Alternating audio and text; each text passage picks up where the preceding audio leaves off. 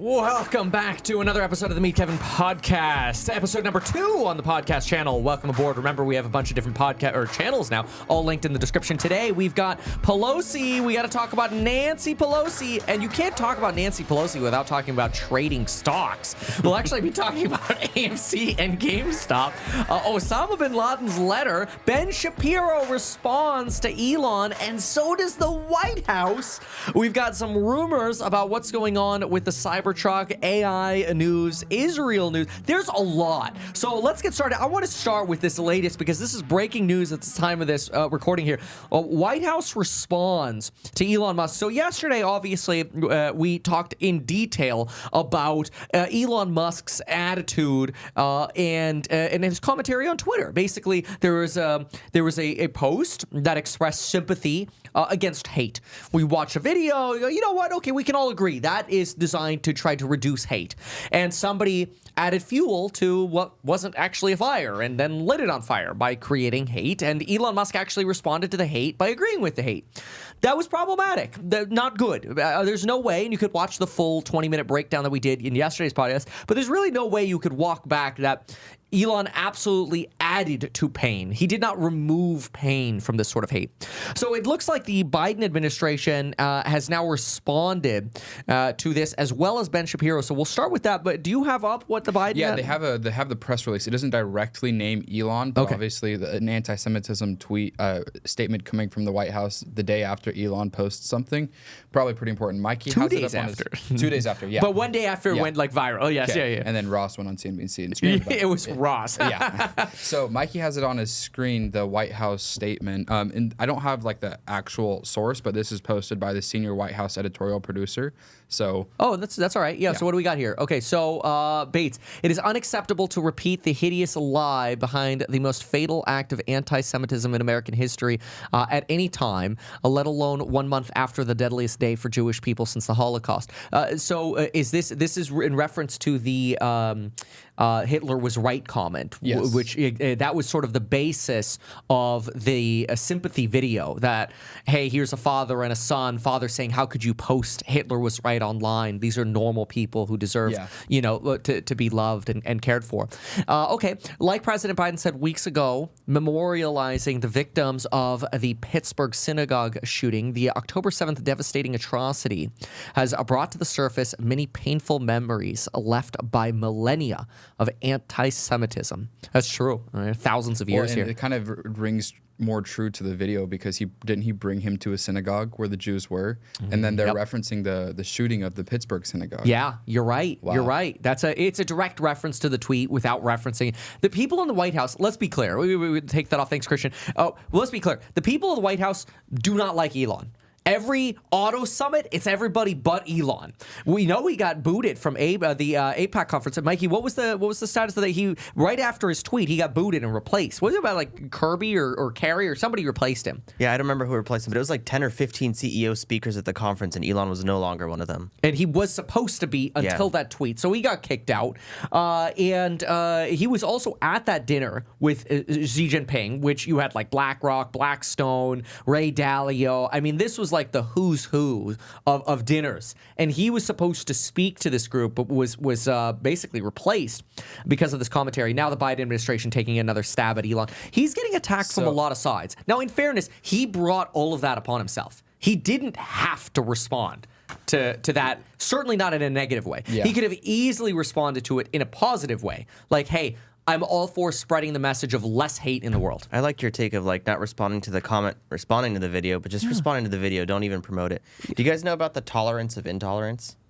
The tolerance of intolerance, accepting hate, basically. Yeah, if you do that, like think about it. If you're on the side of tolerance, you're never going to preach intolerance. If you're on the side of intolerance, the only way to stop that is to have other people be intolerant towards it. Otherwise, eventually, all you'll have is intolerance. Everybody hating each other. Yeah. Well, that's the divisiveness that we're seeing today in political spheres. Republicans, Democrats, woke, non-woke, this, that, whatever. That's really interesting, though. It's like, how do you fight that? Well, I think the best way to fight that is everybody can say what they want, but Elon actually supported intolerance, whereas he could have supported tolerance. He made the choice. Do I support the sympathetic view or do I support the hate view? And he supported the hate view. Not okay, but anyway, what does Ben Shapiro have to say? Before we hop to Ben Shapiro, Pat Ward posted that statement we just read. Who's that? The White House spokesperson. Pat Ward? Senior editorial. No, the spokesperson's senior the White lady. House editorial He's producer. the editorial producer. Okay. He's the head of the Department of Misinformation. Yes. He quote tweeted Elon to post that. Oh, okay. So it was a reply to Elon without saying Elon's name. Oh, that's interesting. Okay. Okay. All right. Sorry. So let's. I haven't watched this yet, but let's see Shapiro. All right. Hats off to Ben Shapiro. Oh, no. Where did your hair go? Oh, it's a great reset. Oh, it wasn't the market after all. It was my hair. Oh, they just have some legitimate grievances. Some of the same dynamic has been striking Elon Musk over the course of the last 24 hours. So Musk made a rather large Twitter boo-boo last night. Somebody on Twitter posted the following message, quote, Jewish communities have been pushing the exact kind of dialectical hatred against whites that they claim to want people to stop using against them. I'm deeply disinterested in giving the tiniest bleep now about Western Jewish populations, coming to the disturbing realization that those hordes of minorities that support flooding their country don't exactly like them too much. You want truth said to your face? There it is. So that was the tweet. Musk then tweeted, you have said the actual truth. And this set everything ablaze. So it is true, obviously, that certain Jewish organizations have bought into and promoted things like diversity, equity, and inclusion, which are gross distortions of the American dream. Nobody hates DEI more than I do. There are certain Jewish groups that are liberal in orientation who have supported that sort of stuff. Many of those groups have also pushed for open borders. It is also true that some of those organizations are now realizing, post-October 7th, that actually open immigration for people who hate Jews on an intersectional basis was pretty stupid. The problem with the original tweet is that it labels Jewish communities en masse. So my community, for example, pretty Jewish, has always opposed DEI and open borders. In fact, most Orthodox communities do. Presumably then, Musk was reading the term Jewish communities and instead seeing the letters ADL. And indeed, that's exactly what Musk then clarified. He said, quote, the ADL unjustly attacks the majority of the West, despite the majority of the West supporting the Jewish people in Israel. This is because they cannot, by their own tenets, criticize the minority groups who are their primary threat. It is not right, and it needs to stop. And then Musk continued, you are right that this does not extend to all Jewish communities. It is not just limited to the ADL. You pause That's for a a much second. more specific point. Very weak damage control from Elon there. Trying to walk it back. He is, because it's like, well, I'm just trying to be consistent by bashing this organization that I hate. Why continue the feuds? You know, like I understand he has his qualms with the ADL, but really, there, as of at least a month or so ago, the ADL tried to make amends with Elon, and they actually said, you know what, we're okay with Elon now. We're going to resume advertising. He had smoothed over the previous ADL drama. We just got over drama with the ADL. They start advertising again, and it's like right back to the same nonsense that Elon's. It doesn't make sense to me. I think Shapiro here is using this as a great opportunity to sort of pitch his views, talking about how he dislikes diversity, equity, inclusion, which obviously he's leans more right, and then that is associated with being more left. So he's using this as an opportunity to really clarify the differences here between his stance and his version of Judaism. But the walk back from Elon, not good. I mean, I mean, like you're really. What do you guys think? He clarified his hate. That's what he did. He said, "Oh, maybe I was too broad in my hate. Let me be more specific in my hate." And so to Elon, it's a win because he's clarifying. But to the public, it's still like hate is hate. Elon. I wonder how much of that is like very, to some extent, Trumpian. You know, with Donald Trump, totally. It's very clear whom he likes and whom he doesn't like. That's crystal clear. Like, and that's one thing people like about Donald Trump is they like that they know where he stands on everything. Yeah. They know exactly how he feels about China. They know exactly how he feels about the border. They know exactly how he feels about Biden. I'm not sure. Do people know how Trump feels about his judge? Let me check Truth Social. Yeah. There's a little bit of a death spiral problem here, is because that hate that Elon is spewing ultimately, unfortunately, will bring more people to Twitter. It'll bring more engagement. It'll bring more users. We're talking about Twitter. Everybody's going to check out those tweets. Yeah, but everybody's looking for what happened. The biggest damage that happens is some advertisers will leave. But if Elon's learned anything, he learns that advertisers come back to Twitter. I don't know about that. I think if people come to believe that Twitter is a toxic cesspool and you leave having a bad day every time you go on Elon is, not Twitter. Well, no. I'm saying if people have that impression for whatever reason, because maybe the algorithm is only pushing bearish economic news, maybe the algorithm is amplifying Elon's hate, whatever. If people are leaving with a negative impression, will they actually stay on the platform? Usually, people like to keep doing things that they like. You feel like good. drama. Like, well, yeah, but you could get entertained by getting educated. You could get entertained by scrolling on TikTok, and then you leave. We just wasted an hour, but I felt happy about it. I slightly disagree. I think people find pleasure in watching the world's richest man burn. Well, he's getting flamed on Twitter right now. Okay, that is true. That I agree with you. People love to hate on people more successful than them. That I agree with. Is that a sustainable user? It's bringing users back. Okay. All right. Well, that's an interesting point. Should we keep going with Ben, or do we kind of have Ben's opinion here? I think we can I continue. think we can move on. Move on. Do you want to talk about 50-50? Osama? Because that's let's do that. Yeah, related. you're gonna have to give me a little. You might have to give a little bit of background on this one, Mikey. Okay, this is like a TikTok drama right now. It's Osama Bin Laden. The TikTokers have found a trend. And this has kind of gotten suppressed a little bit because of what Elon has said. But even on Twitter, Elon was like Osama was a bad person. Period. What you're saying is this whole TikTok virality of Osama bin Laden's letter. And bear in mind, he's dead. So this is an old letter. Yeah. He's been dead 2002. for a while now. Obama killed him with his bare hands. I remember. And hours later, walked down that hallway in the White House. That was a long walk. Do you remember that? Yes, they showed the whole walk. That's a badass moment, though. Love him or hate him, Obama. That was was cool. If you're the president, you want to make that walk. Was that first term or second term? That would have been first term. That might have gotten him reelected. Yeah, I think that was actually like a year before the election, like 2011 or something like that. I'll fact check that. But anyway, so there's this drama going on TikTok about the Osama bin Laden letter. What you're saying, McKay, is that because everybody's paying attention to Elon right now, less people are paying attention to the Osama thing. Okay, so Mikey, what's going on with the Osama bin? All right, so Osama bin Laden had written in 2002 this manifesto called A Letter to America, or The Letter to America. And I have some things outlined, which is what he talks about in this letter. So the first thing, there's just a couple points here. The first thing is the justification of Islamic terrorism, basically trying to justify the attacks, the 9/11 attacks against American civilians. They use a lot of anti-Semitic tropes, a lot of blaming the Jews, that kind of thing. Conspiracy theories, Jewish conspiracy theories. I mean, that's the same thing Hitler did. It was conspiracy theories. It was blaming Jews. It sounds similar so far. Okay. Number 2, criticism of U.S. policies in society. So it criticizes the U.S. for rejecting Sharia law, for economic policies like. Does anybody do American Muslims support? I mean, how much of Sharia law do American Muslims support? I don't know a lot about it. I don't really some of the limited things that I could give as just simple examples might be, and again, this is way oversimplified, but like you steal, your hand gets cut off. Like Law of Moses type. Probably more like that, like very orthodox, very obviously today we would say extreme. We would say.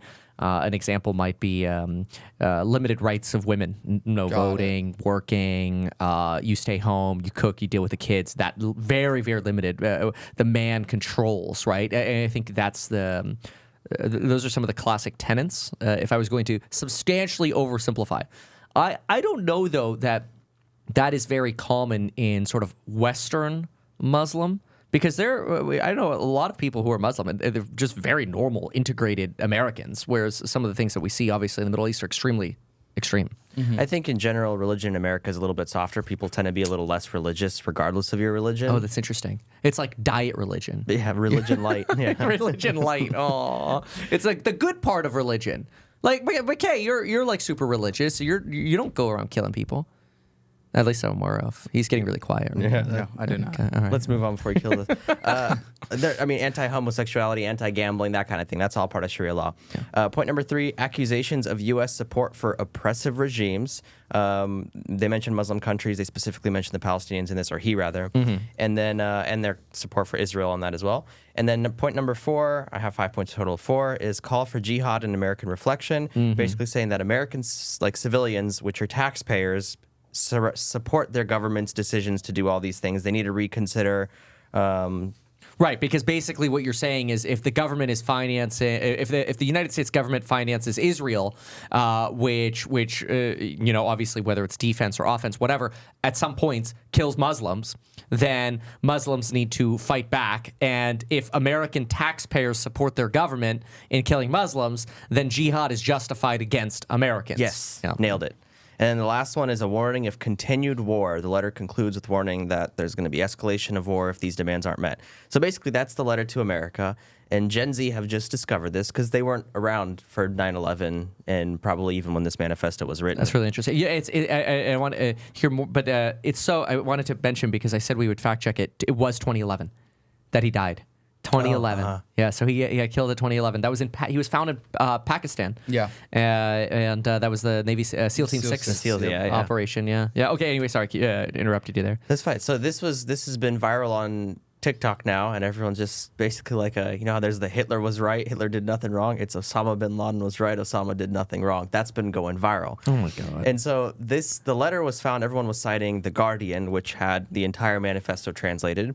And because of all this blowing up, The Guardian felt a social obligation to take it down. Wow. And so now everyone's like, oh my God, they're trying to hide the truth from us. Oh yeah. It's that what's that syndrome or whatever it's called, or the Barbara Streisand effect. The Streisand effect, yeah. Yeah, You try to hide something and it blows up instead.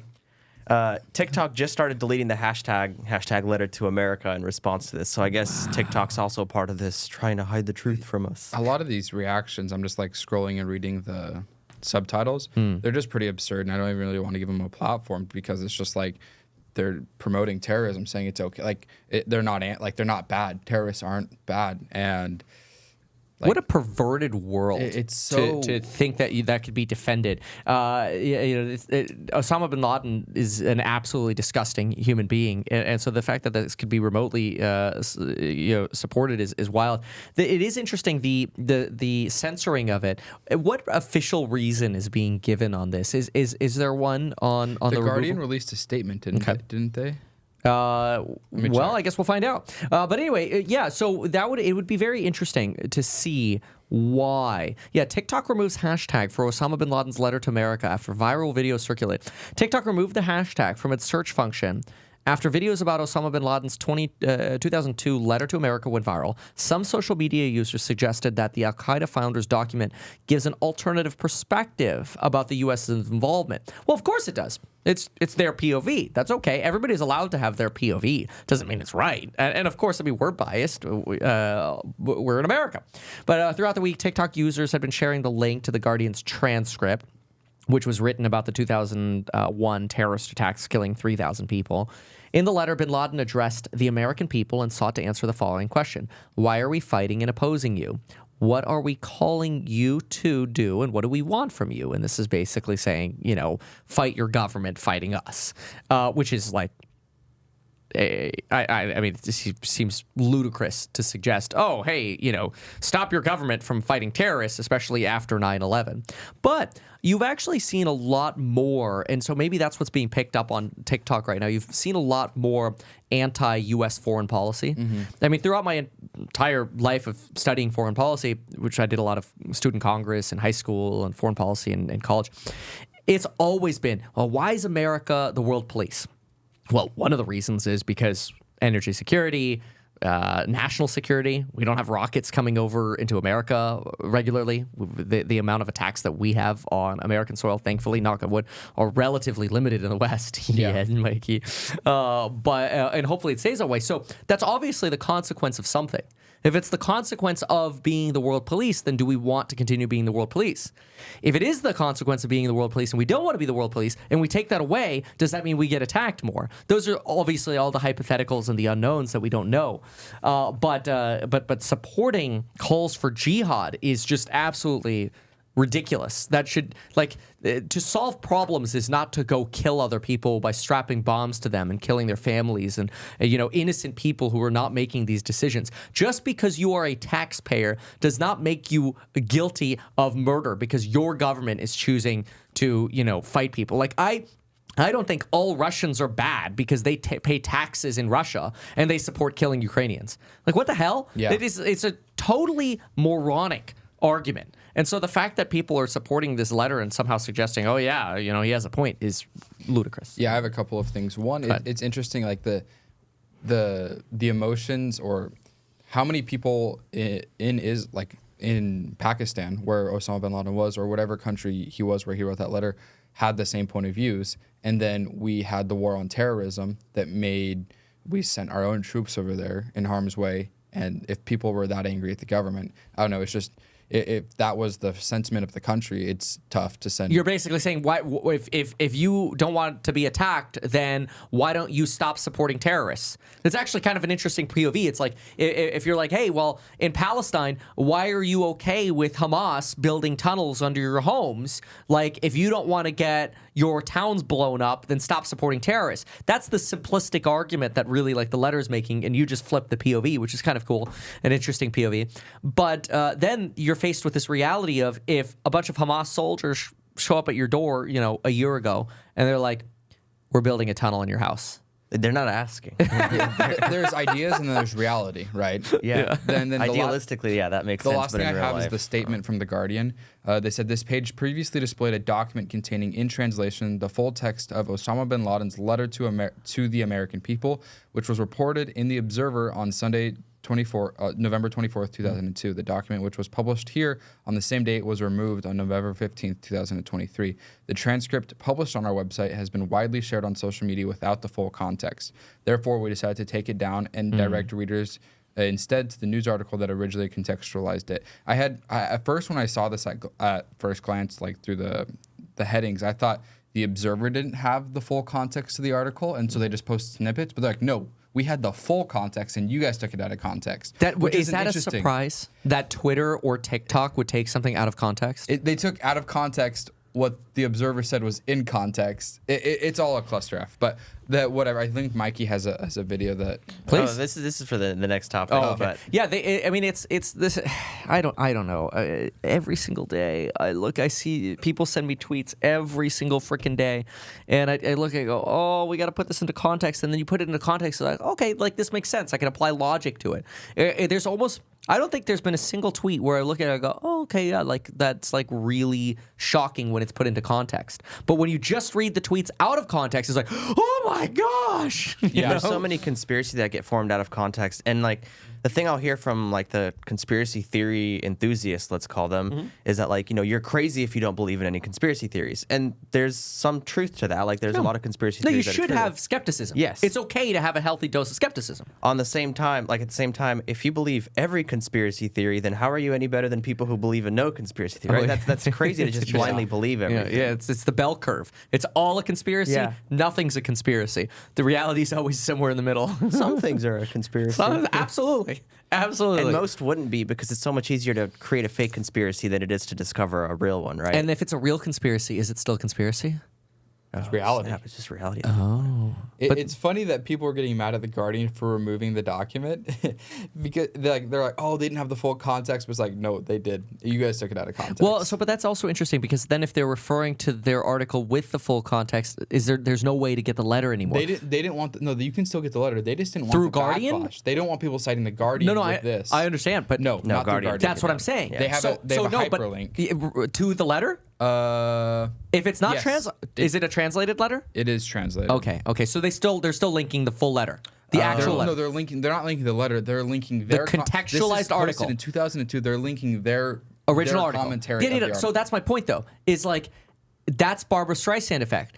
Now, by them not having the letter where their version of the context is, because it's their version, it's their opinion, their context, they're actually sending people to TikTok to find the letter. Now everybody wants to find the letter. So now if The Guardian removes the letter, they're actually amplifying the views on the non-contextualized stuff, because the only way to get the letter is the non-contextualized stuff. To be fair, TikTok's been cracking down on that pretty hard in the last 24 hours. Right. So now it's like I want to see the letter. Where's the letter? We're I want the talking letter. about it. Yeah. Like, No, I know, but I know. Like, give me the full letter. I want to see it. But now it's hard to find. So now you have to go into conspiracy theory rabbit holes to get it. Which leads to more misinformation. Yeah. And anyway, but it's interesting that Elon hasn't told X to take it down. Oh no, His comments were like, Osama's a terrible person. Yeah. He said that. It's just, yeah, it's funny. TikTok took it down. Yeah, it doesn't surprise me. I mean, to some extent, remember they are TikTok is a Chinese platform, and you are starting to see loosened relations between China and the United States, which is actually very good. In fact, I ripped this out of the Financial Times. U.S. and China. I mean, this is very rare that you see U.S. and China in positive lights in here, unless the top says sponsored by China. Yeah. And they actually do that. They will literally go into the New York Times or the Wall Street Journal regularly, and they'll have a whole Chinese section. It'll be like 3 or 4 pages. The paper will be thicker, like a higher quality paper. Every single article is like, we're building new gardens. We opened a new school. Everyone's happy at the beach today. Like, everything is good news. There is no bad news. And it's like sponsored by China. But anyway, this is the not sponsored section, to the extent that we're aware. They could be lying to us. U.S. and China resume military contacts. Biden hails agreement on communication and joint action on opioid epidemic. This is big. The fentanyl crisis. Business elites welcome Xi Jinping's call for friendship. This has to do with APAC, Tim Cook being there. Otherwise, I mean, all of them, they need more sales. China's economy suffering. They're having to discount the iPhone in India and China. You're seeing Black Friday sales larger than we've ever seen before at Apple, already pre-release. And so anyway, point is a lot more positivism here on China. So it's probably a Chinese directed, like, help the Americans censor the hate. It wouldn't be surprised if that's almost like a little, we got you, Biden. Maybe Biden calls like the Ministry of Truth in China. We need this censored. You got it. Loosen chip sanctions. Do it now. Okay. I'm mixing up the accents here, but whatever. Overall, this conference was, I think, a really big step in the right direction for both countries. For sure. This is great. Yeah. And it was a big step in the direction for San Francisco. They turned homeless people into flower pots. Oh, yeah. True. Where did they go? They just disappeared. Yeah. L.A.? Did they bring them here? Oh, they dropped him off here. No, we're not in LA. We're just trading them, yeah. Oh. So what I thought was hilarious, though, is right after the conference, right, all these good steps were taken. I don't know if you heard, but Biden reiterated that Xi is a dictator. Yes, yeah. Oh, is this the... This is Blinken's face when he Blinken's face. said that. Oh, please play this. This is so good. I saw this. Mr. President, after today, would you still refer to President Xi as a dictator? This is a term that you used earlier this year. Well, look, he is. I mean, he's a dictator in the sense that he is the guy. I love that. You know what that face is? That face is like this, okay? Like, I could just picture this. You got a seller, because I always bring everything back to real estate. You got a seller sitting in the room. I hate these effing buyers. They're scumbags. And the agent's like, it's okay. Let's give them this counteroffer. Okay, I'll give them the counteroffer, but they're still scumbags. Counteroffer, agent walks the counteroffer to the buyers. Hey, we got you that lower price that you wanted. All you have to do is sign here. Door opens, seller's there. Oh, those scumbags are here. It's like, oh, come on. We were so close to a deal. So close. Yeah. That was that face right there. That face was like, we just undid a lot of hard work. Like, getting them at least here. It's like, and I think I honestly believe that the Chinese government at this point, like, that's not even an insult anymore. Like, it's just kind of like, okay, like, and Biden's senile. You know, it's probably they kind of just like roll their eyes, like, yeah, okay, is that the worst you got? I also wonder how it translates, like if it has that negative connotation. Oh, interesting. Yeah, because Biden tried to walk that back a little bit right after he said it, so he still has the wherewithal to walk back blunders. But he makes the blunders, and then he walks them back by saying, well, you know, I mean, he's the leader of a communist country. That's definitionally what a dictator is, you know. That would be interesting, though, to translate. You know what? Let's ask. Why don't we ask GPT? So we're going to ask GPT 4.0, is the word dictator in the Chinese language a negative ? That is, does it carry a negative connotation like it does in America? You know, what if it's applauded? No, dictator is a hero. I don't know. In Chinese, the word dictator, and then there are a bunch of little symbols here, generally carries a negative connotation, similar to its usage in American English. Okay. Gotcha. Bummer. Yeah, the term is associated with authoritarian rule, lack of democratic freedoms, and often oppressive leadership. That's That very last negative. one's negative, yeah. Yeah, this negative perception aligns with the global understanding of the term. That explains his face. It's like that seller walking in calling them scumbags. You Like, know? it's like, damn it, my job's gonna be so much harder now. Yeah. It's like, dude, Yeah. we put on this whole show. We just spent millions of dollars in taxpayer money. We gave every homeless person a $1 million mansion. In Beverly Hills. And you Give just them one ruined it. mansion to share. God. So I haven't. While we're on the topic of talking about Biden, I have an interesting throwback a little bit. So The Rock was on Joe Rogan. He talked about the Cybertruck, of course, but he also talked a lot about Biden, which is really You mean he was interesting. surprised by the Cybertruck existing? He That's true. discovered So Tesla I for the just sent first Mikey time. a 50-second clip. But remember, in 2020, Dwayne "The Rock" Johnson released a video saying he supported and endorsed President Biden for president. Now watch The Rock's response to Rogan talking about Biden. When I was a kid, you could have a Republican friend.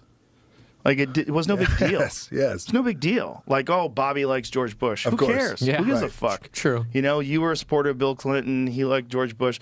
Nobody cared. Nobody like fuck you. You know, it wasn't like you're a Nazi. Like I'm a Nazi. I just want lower taxes. What the fuck are you talking saying? about? How did I become a Nazi? Dude, You it's, know? it's the craziest thing. I have friends who support Trump. I have friends who support Biden. I have friends. Do you really have friends who support Biden? I do. Come well, on. no. Here's what I do. I have walks that friends.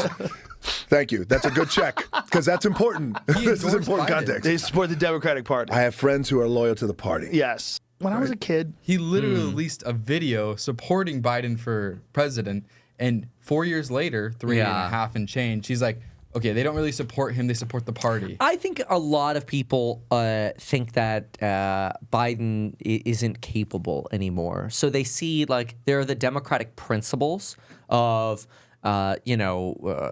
immigration and helping those who need help, single mothers, those in poverty, free college. These are some of your core, like more broadened healthcare and accessibility. These are some of your more core democratic principles supporting a green transition, which a lot of these things just really piss people off on the right. We know there's divisiveness here.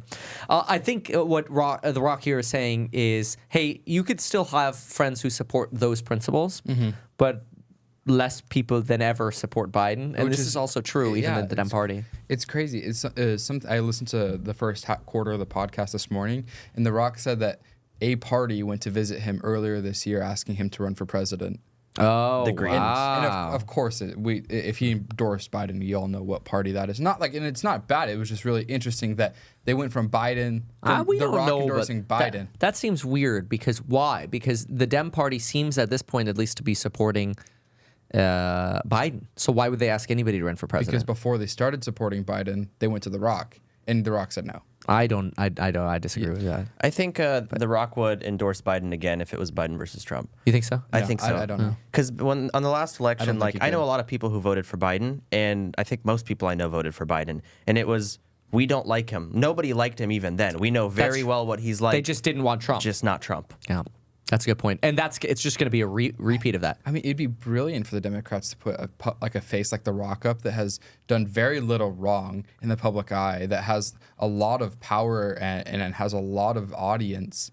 And I think it'd be a very smart move for the Democrats to be the first person to kind of, because this would be one of the biggest moves to like social media to politics. Nobody's really like, you'd made that jump with governor, but in terms of the U.S. government, nobody's really made that jump from social media to politics yet. And I think The Rock would be one of the first people. And if the Democrats did it, I think What about Trump? if it was The Rock versus Trump in America, I think you would get more. I think The Rock would win.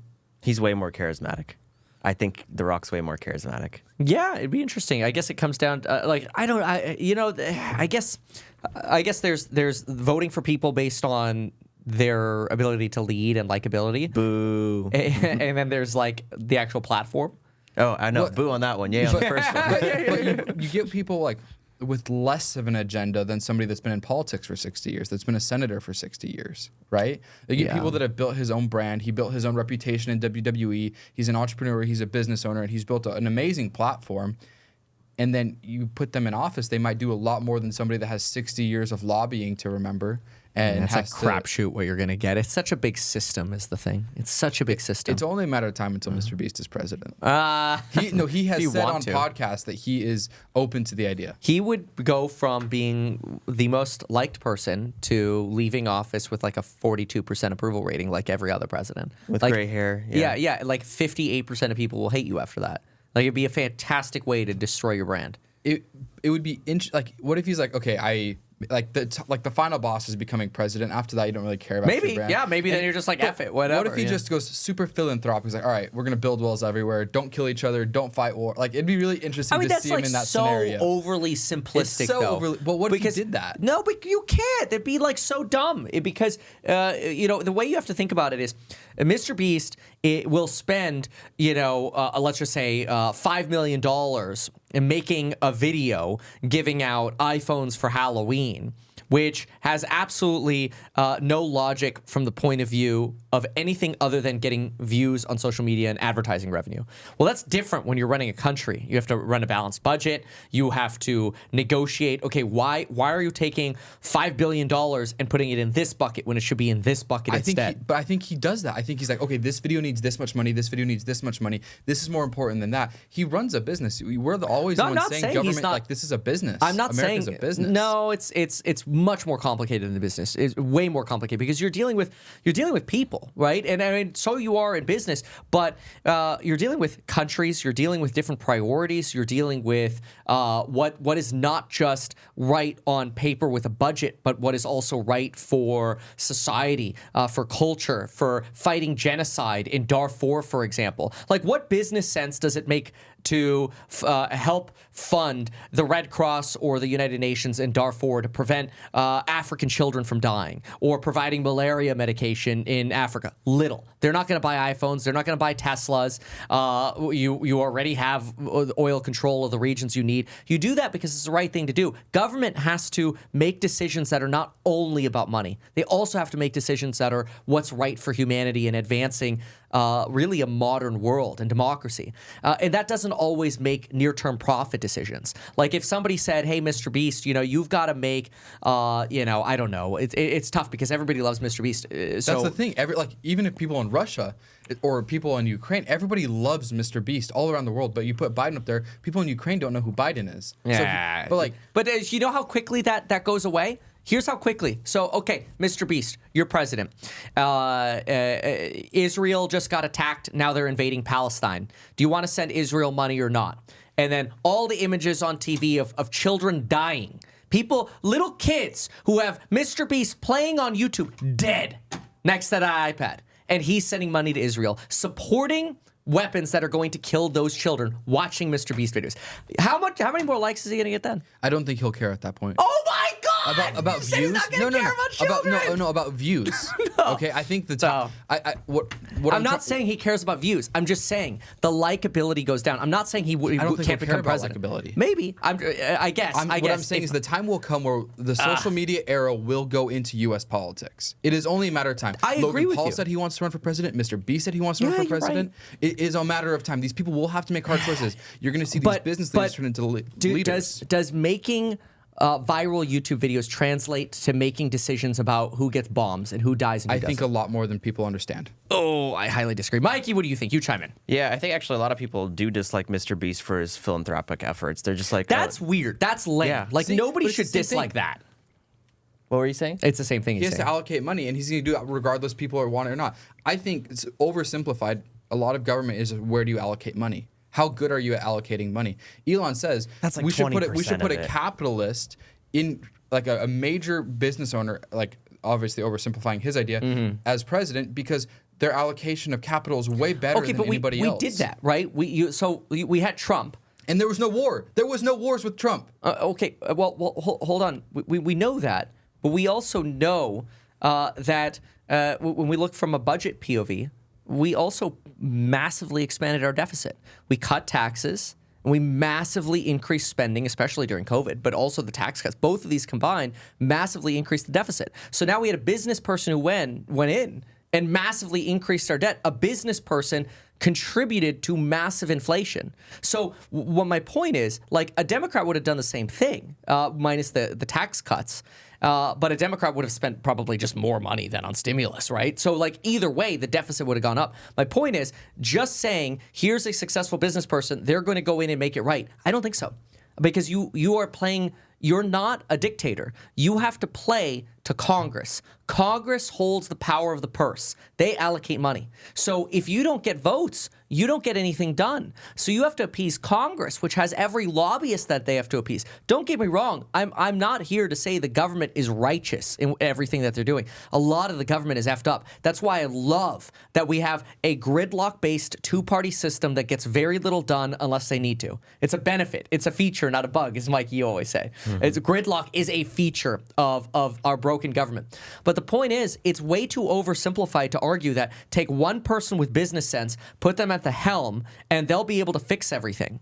Well, that wasn't true with Trump. It wasn't. It hasn't been true with prior presidents. It's because it's a massive system of what? Over 2 million federal government employees. Every bit of that massive, slow-moving energy gets moved a little bit by a president.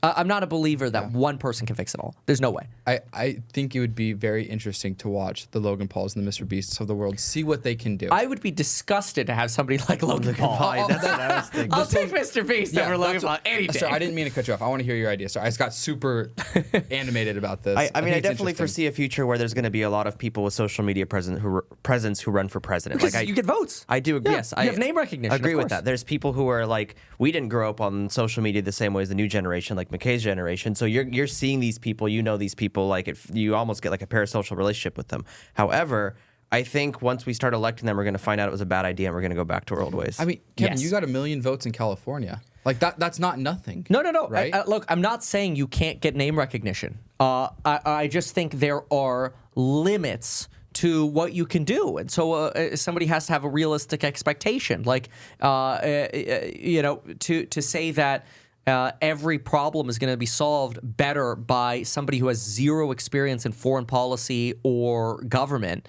and you take somebody who knows how to make viral YouTube videos and put them at the head of the government, that all of a sudden they're going to be able to run the Department of Education, the Department of Health and Human Services, the Department of Transportation. They're going to be able to negotiate with China or Putin better than somebody who has political experience. I disagree with that. I disagree with your disagreeing because That's okay. You always say it's just people. If you know well, yeah. people, like MrBeast knows the YouTube algorithm better than anybody. He knows what people want. Yep. So if he can go to Russia and be like, okay, let's talk about what you guys want, and I will do my best to provide that. I think that's great, and I think Biden should be doing that. Biden should be negotiating more than what we're getting now. But then again, we don't know everything that the government knows. I wish we knew a lot more, but let's be also real. Let's take it a step further. There's a massive desire not to end this war with Russia because it keeps a foot on Russia. The longer this war goes on with Russia, where Ukrainians are donating their lives to fight this war, the longer you have a massive nuclear power unable to do anything. Guess what happens when Russia's weak? The weaker Russia is, the more China's like, damn, our trading partner sucks. Hey, let's go cozy up to America because our economy sucks. So how can we be more friendly with America, which is literally what's happening now? Because our friend sucks. Hey, maybe we'll be friends with you instead because you got the nicer car. You got the nicer house. My poverty buddy over here, Russia, sucks. Poverty buddy. I mean, like, let's be real. There is so much more than, okay, let's end this war. Maybe they don't want to end the war. I think that's evident. We know that the military-industrial complex does not want to end the war. It's massively profitable. Right? We have this principle of how can we basically take all of our armaments and donate them to foreign countries to let them use them to fight our enemies, and then we get all the new stuff. All the crazy new stuff. The F-35s that don't work. Oh, okay. That is true. Like 50% of them don't work, and that is disgusting. Now, there's a massive aerospace shortage problem and disasters that probably have a lot to do with that, but that is a big problem. It's kind of disappointing. That is also a bureaucratic failure, which, again, I'm not here to shill for the government. This is all based on there's so much more to government than just let's oversimplify and say, okay, well, everybody stop killing each other. We're just going to give money to everyone. That's what you get countries in South America do, and then their country literally falls into chaos because their currency hyperinflates. The government then gets overthrown by the military via coup d'état, and then you have massive human suffering. So there's so much more. It's very difficult to grasp our head around. One person's not going to change it. Convinced, 100% convinced. And I know you disagree, and that's okay. I think it's an awesome conversation. Yeah, you're right. It'll happen one day, and I guarantee you things won't be much better than they are now. Just solely based on the fact that you have 2 years as president to get shit done. Remember that. You have 2 years. Your first 2, if you sweep. If you sweep, you have 2 years to get it done.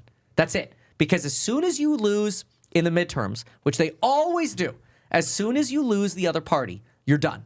And then even on your second term, if you make it, you generally don't sweep. So you have 2 years to get it done. What did Obama get done in his first 2 years? I'm just kidding. No, like an example. It's like Obamacare, okay? Yeah. In fairness. Romney care. Right. Yeah. In fairness, the way they got that through was they had full control. And then after that, you go to 6 more years of gridlock. It's very difficult because it's not just them, it's the legislature, which is Congress. Now, where I will say you could be a dictator, California. Ooh. You could be a dictator in California because it's all left. You have a super majority. The Republicans have essentially no voice in California. So you have a super majority of left. Now, if you could get the legislature on the same page of your left-leaning policies, you could do whatever you want. You have complete control. That's scary. Yeah. That's scary. What will be interesting is MrBeast for California governor. Will they let him put MrBeast on the ballot, or will it have to be Jimmy Donaldson? Yes, that's funny that you say that. Would they let it be like Jimmy MrBeast Donaldson? Because you couldn't be Meet Kevin. I couldn't be Kevin Meet Kevin Paffrath. Yeah. These are also different YouTubers. Like Kevin's YouTube is talking about economy and politics and all that. MrBeast is like, let's blow up something today. Right? It's like it's very with the different. biggest firework. Which don't get me wrong, it's fantastic. cool It's as shit, entertaining, yeah. and kids watch there. They watch it like 5 to 10 times. Replay. I see it with my kids, but we have to also see like it's a massively different audience. I have more people who watch my content that are over 55 than people who are under 24. Wow. Isn't that crazy? That's pretty crazy. Yeah. How many 55-year-olds watch MrBeast?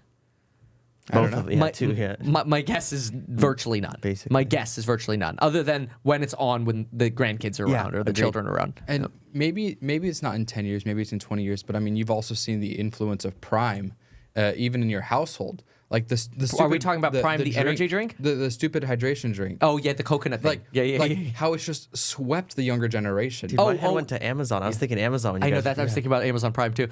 This is true. Children are extremely impressionable. Yeah. Very impressionable. Marketing to children is extremely profitable if you can hit it off. If you can hit it off like, who's that, Ryan's Toy Reviews? Yeah. Or like Prime. That massive potential money. But it's like when Jack and Max are 18, are they going to vote for Senator X, Y, and Z, or are they going to see, Logan Prime Paul? Well, first of all, okay, that's a bad. I get what you're saying. Okay. First of all, they probably won't vote because I'm not saying my children vote. I'm just saying that most young people don't vote because they think that their vote doesn't make a difference. But now that you have somebody saying, "Hey, go vote," like on that would YouTube, help. I don't disagree with you that MrBeast would have a chance of actually winning. Absolutely, I think he'd have a great chance, and I think he would have a reasonable platform and arguments if he was willing to go in that direction. Maybe we'd support him. We don't even know what party, right? Yeah. But the idea that it would be it just goes back to the idea that, okay, well, he can give away stuff on YouTube there where he can make everybody not kill each other in the world. It's never going to happen. People are always going to kill each other. I think it's people. Everything is people, but when you satisfy some, you piss off others. That's always going to be the way it is. He's starting to figure that out because before he released the 100 wells in Africa video, yes, he's like, I'm going to piss people off. Yeah. I don't care. And that's fine, because that is ridiculous. Like the people who are upset about that. I'm not talking about upsetting the extremists because that's what that is, right? That's like, hey, you built wells in Africa. Okay, well, 90% of people should be like, hell yeah, let's hopefully do that. Not more than 90. Hopefully. At least 90% of people should be like, hell hell yeah, let's do it. Should be like 99%, right? So then you have this vocal like 1 to 10%. Well, screw them. I totally agree with that. Screw that extremism.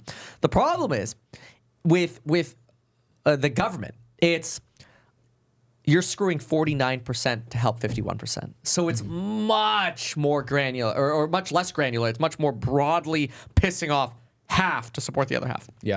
It is interesting that, I mean, you've got the positive feedback that MrBeast got was great. Obviously, the minority is loud, but obviously the overall sentiment, it's interesting that the government's not like, hey, we're building walls in Africa too. Like, such a small thing can have such a big impact. Yeah. Not saying what MrBeast, diminishing what he did, but like, small like real acts documented are very powerful. Oh, I think it's wonderful. Like I think he's doing great things. I actually think he is a better vehicle for change on YouTube than he would be as a politician. I agree with that. I think it would be to his detriment if he changed anything. That's probably what he will say when it comes time to music. You know what? I can make a bigger difference on YouTube than president. I think it's the truth. That I think we can find middle ground on. Yeah. Let's move on. I want to talk about Pelosi and Santos. Go for it. That was good. Okay. Really entertaining. Yeah, that was a great conversation. Yeah. All right.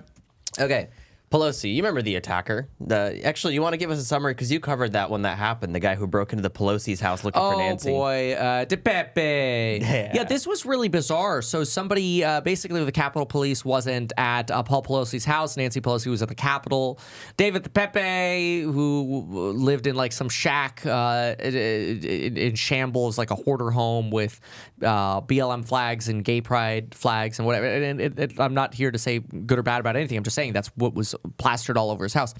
This person, who's also a nut job, broke into the back of the Pelosi house with a hammer through a glass door and confronted Paul Pelosi. Paul called cops and was somewhat, not very clear that this was an unwanted guest. It took a little longer for that to come out in the phone call, leading some people to think there was like some gay relationship going on, which I don't necessarily believe that. I think Paul Pelosi was playing it smart. Like, here's somebody who's about to kill me. He could overpower me. I need to play this like nice to make sure he doesn't kill me. And so sure enough, when the cops get there, the cops are like, okay, what's going on? Paul Pelosi is holding David DePepe's arm. DePepe's got a hammer in his hand. And initially people were like, oh, they're holding hands. They're definitely gay, and Paul's in his underwear. When, the very next moment where the officer's like, what's going on here? David DePepe pulls his hammer back and basically hits Paul Pelosi over the head. He went to the hospital, obviously, for that. He's, from my understanding, fully recovered.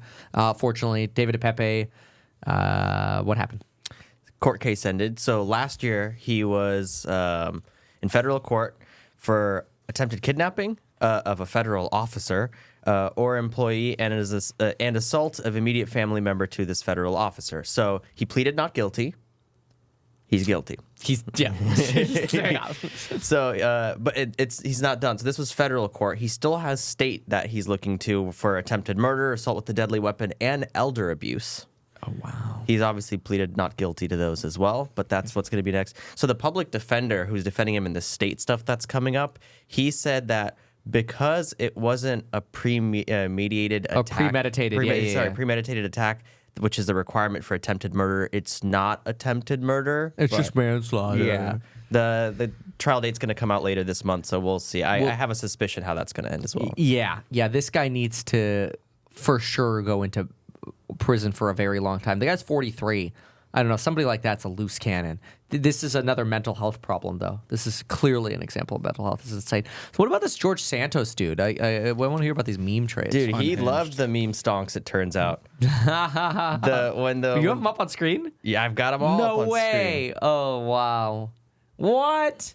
The purchase, AMC? Yeah. Purchase, sell. Did he make money? Buy at 10, sell at 25? Looks like it, but he bought more at 50, sold some at 50. Wow. He's a meme there. Total of 13 AMC purchases here and sales, 21 GMEs. Yeah. Wow. Look at that. Very interesting. So George Santos, the loser fraud, is a meme trader. He was trying to get rich quick. Oh wow, yeah. But so he couldn't get rich quick in stocks, so he moved on to Congress to get rich quick. Oh, now he's getting indicted for wire fraud. Oh. Trying to follow the Pelosi playbook. Oh, the discount Pelosi didn't work out. Yeah, Dollar Tree Nancy.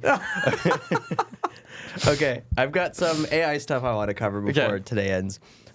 First one is Google. DeepMind, Google's DeepMind, which is their AI. It developed this AI model for weather, which I think is absolutely brilliant. So it uses historical weather conditions, and it produces very accurate 10-day forecasts. The model's called GraphCast. It's up on GitHub. If you know how to use GitHub, you can install it. It makes these predictions in minutes rather than hours, which is what current I see that technology here. uses. Up to 6 hours to Yeah. predict the weather. So it takes 6 hours for these models. I remember being a kid, like the National Oceanic, Atmospheric Association Administration, NOAA, in the Hurricane Center.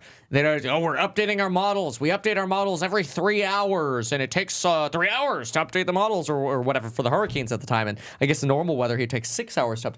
Now what you're saying, AI can do it in minutes? Minutes. And you better. You can do it yourself and better. Much more accurate. So the weather girl might be right. Yeah. 0% chance of rain. You go outside, it's pouring. Yeah, none of that anymore. I got some stats. Well, not stats, but some information. DeepMind researchers found that GraphCast could use global weather estimates from 2018 to make forecasts up to 10 days ahead in less than a minute. And the predictions were more accurate than the ECMWF. That's one of the National Weather Agency's Forecasting forecast systems. Yeah. So, and again, it takes way less time, way more accurate. I think it's so cool. They could use data from 2018 to make predictions about today? That's crazy. Yeah.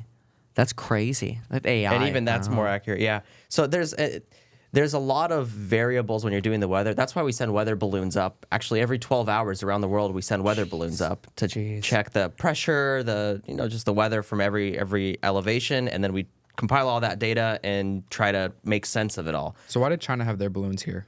Yeah. Keep going. They were just checking the weather, man. They're just celebrating Chinese New Year, man. There's nothing sus there. But in other AI news, I thought this was so cool. This is a tool. I have it on my screen now. That it's just insane. Okay, so look at this. I'll show you this example first as we're talking, where they're kind of drawing. It almost looks like paint. Really basic UI, and then they click a Make Real button, and it makes it real. So this is the crazy one I want to show you. Look at this. This is just to give you a perspective of how this works. Yeah. Draw in a square. And draw a rectangle, another rectangle on the rectangle. We're going to copy the rectangles. Then we're going to label the rectangles. Scale and rotation. And then let's add a square. And let's change the color. All right, that's an app. Let's make that real. No, stop. Oh, and then you can adjust the bars? Yep. No way. What is, oh my Lord. Oh. Wow. Oh, wow. I've been seeing a lot of people talk about, I heard nothing about it until yesterday, and now everyone's posting about this thing. So I don't know if it's necessarily going to replace devs' jobs yet, but for sure it makes the mock-up process a lot easier. And I'd be shaking in my boots a little bit. I want to use that. Yeah, no kidding. Wireframe, that's amazing. Well, we got to go. Yeah. Thank you so much for being here. Where's our, can somebody pass me the disclaimer? Thank you. Thanks, everyone, for watching. Appreciate y'all being here. Make sure to go to the description and check out the other channels. Thanks so much, man. Make sure to check out the description for the other channels that we have.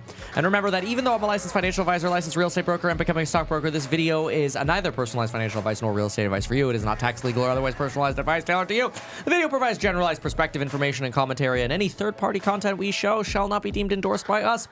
Video is not and shall never be deemed reasonably sufficient information for the purpose of evaluating a security or investment decision. Any links or promoted products are paid affiliations or products we may benefit from. I personally operate an actively managed ETF and hold long positions in various securities, potentially including those mentioned in this video. However, I have no relationship to any issuers other than Househack, nor am I presently acting as a market maker. Thank you so much for watching. We'll see you in the next one.